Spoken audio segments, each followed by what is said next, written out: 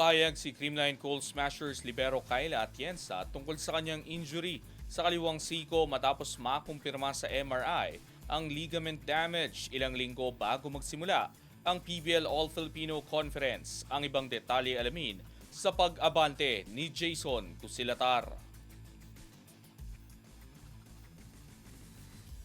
Ipinahayag ni Creamline Cold Smashers libero Kayla Atienza na nagtamo siya ng ligament injury sa kanyang kaliwang siko matapos sumailalim sa MRI, bagay na nagdulot ng pangamba sa kanyang paglahok sa nalalapit na PVL All-Filipino Conference sa susunod na buwan. Sa kanyang Instagram story, sinabi ni Atienza na lumabas sa resulta ng medical examination na nagkaroon ng punit sa kanyang lateral ulnar collateral ligament, isang uri ng injury na nakakaapekto sa stability ng siko. Gayunman, nilinaw ng veteranong floor defender na hindi siya sasailalim sa operasyon sa ngayon at sa halip ay nakafocus sa recovery at rehabilitation. Ibinahagi rin ni Atienza na kasalukuyan siyang humihingi ng rekomendasyon para sa mga sports at aktibidad na hindi makapagpapalala ng kanyang kondisyon. Senyales ng kanyang hangaring manatiling aktibo habang inaalagaan ng injury. Si Atienza ay mahalagang bahagi ng championship core ng Creamline at kilala sa kanyang matatag na depensa at liderato sa loob ng court. Ako si Jason Cusilatar,